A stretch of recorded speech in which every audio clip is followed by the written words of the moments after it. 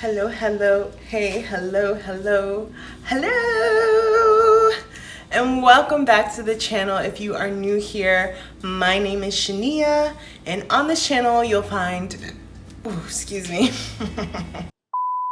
My name is SHANiA, and on this channel you'll find loads of sewing tutorials. Some of the tutorials are of things that I've made from scratch to finish, and then I have other tutorials where I take a garment that already has been made and I just chop and screw it to create something new with it. So if you are interested in that sort of thing, you should definitely consider subscribing to the channel if you haven't already, because we are here for you in this sewing community.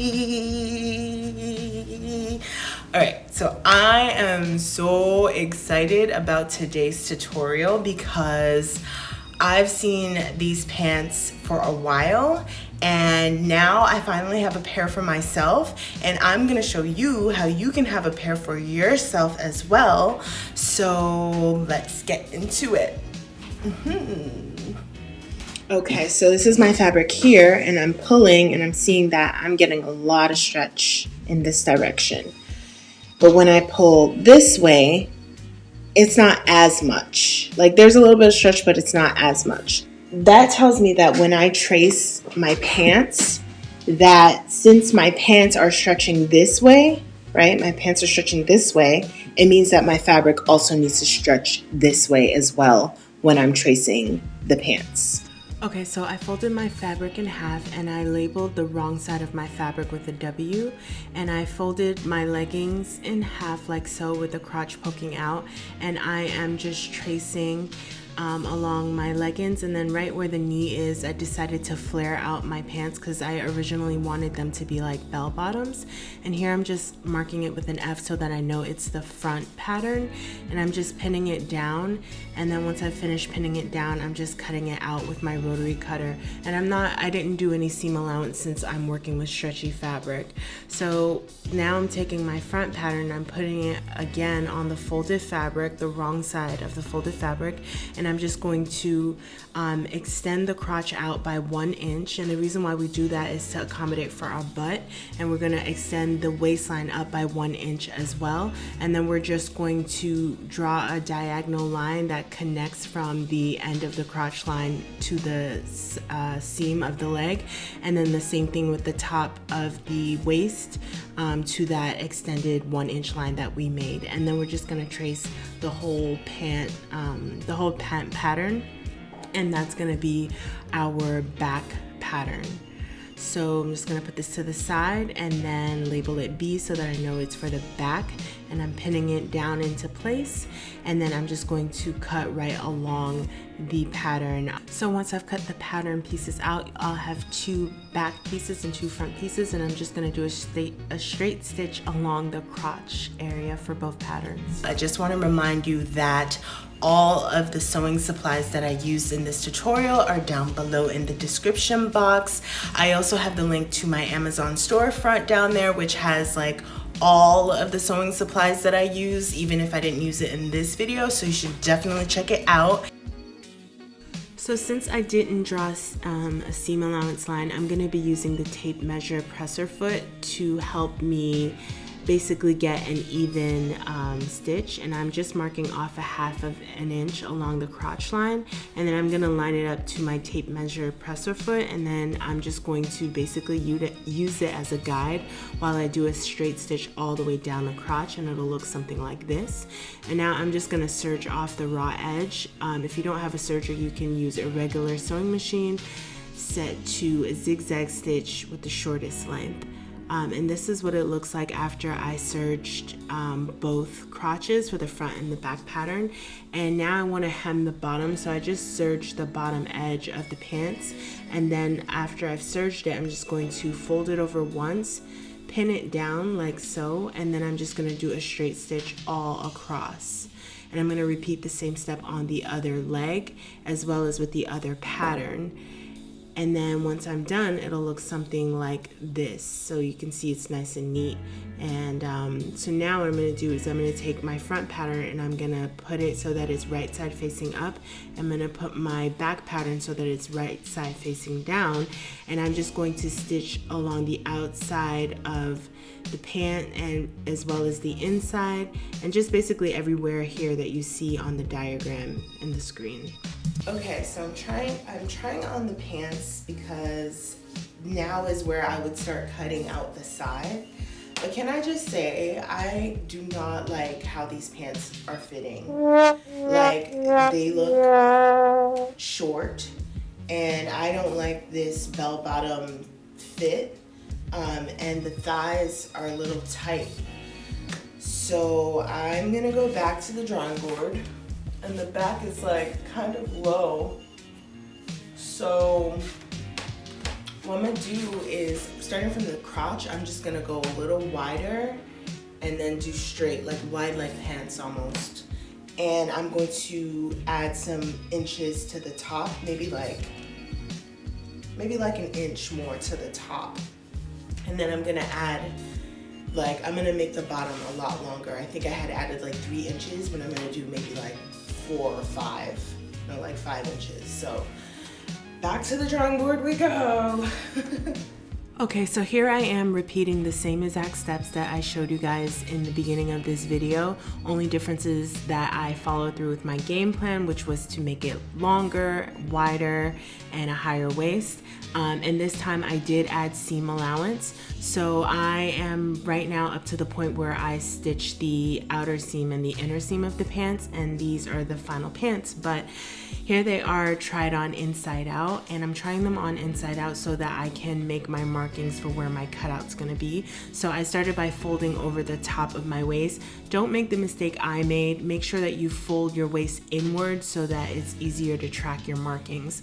So once I folded my waist down, I just put some pins where I folded the waistband, and then I just drew a curve along where I would like the cutout to be.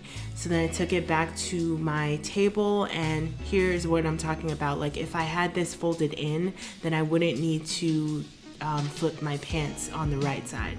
So because I did that wrong, I'm flipping my pants on the right side so that I can find that line for where I need to cut my pants.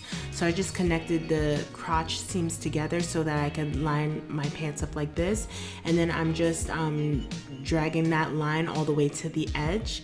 And then that vertical line that is where the curve will be, I'm just bringing that down underneath the horizontal line, and then I just cut along that horizontal line for where my new waist is going to be. Then after that, I took my pants and I folded them so that they were wrong side out so that I could get back to the markings that I made for the cutout. And I'm just using my curved ruler to true the lines. And then later on, I decided I wanted to make the cutout a little smaller, so my cutout is actually about 6 inches away from the side seam, if you're curious about it. So here I just connected the side seams, and then I just continued tracing the curve for the cutout. And then I just made sure all the layers were flat, and then I just cut along the curve. That way the curve is cut on both sides automatically. So here I'm just kind of cleaning up the raw edge because it was a little uneven in some areas, and this is what the curve looks like. So these are the cutout pieces that I'm showing you, and I'm just gonna put them aside for later because I will use one of them. So here I have some fold over elastic bias tape that I got from Amazon, and I love this tape because it has a center crease, and I'm basically just going to line up the edge of my cutout. I'm going to place it right in the center of that bias tape, just where that line is, and my pants are on the right side, and I'm just going to basically just do this with all of the cutout.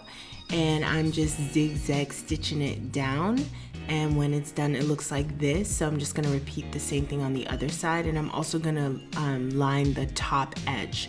So once everything is lined with the fold over elastic, it looks like this. So I'm just taking one of the cutout panels, and I'm gonna take some chalk and just mark off where I would want the 3 pieces of elastic to be. And then I'm just using my elastic to measure across the width of the cutout along those 3 marks that I made. And I just need 2 pieces of elastic for each of those marks that I made, since we have 2 sides.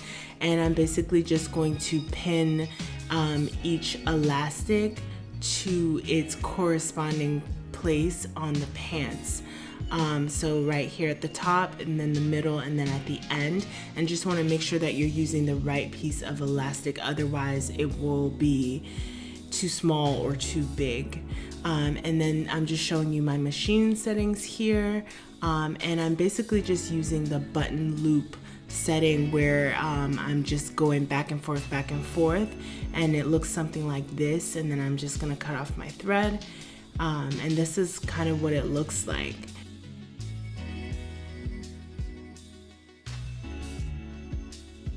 Okay, so I have it inside out and I've labeled the front. And right now, what I'm not liking is there's some gaping. So you see right here, there's some gaping, and right here, there's some gaping, and there's a little bit of gaping, and that's fine.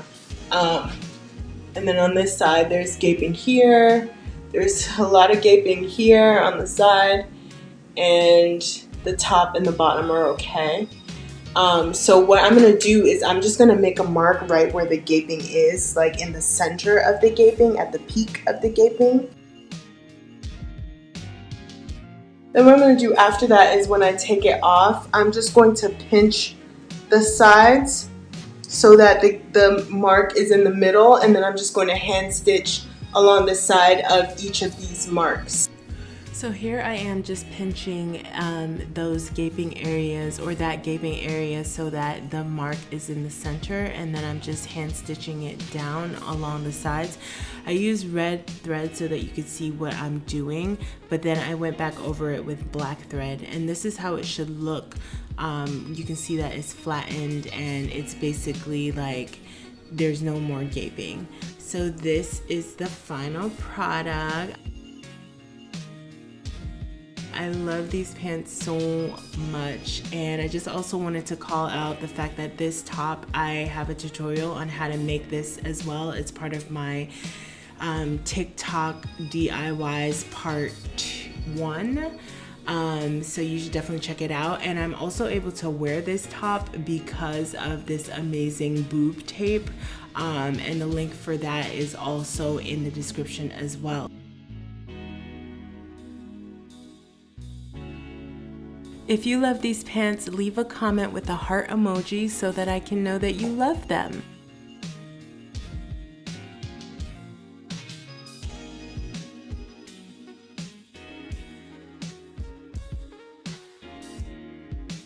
Thank you so much for watching this tutorial. If you enjoyed it, definitely let me know in the comments section below, and hit the like button and share it with anybody that you think would like it. And remember that all the sewing supplies are listed in the description box, as well as my Amazon storefront. And if you haven't seen the video before this video, remember that the link for that is also in the description box.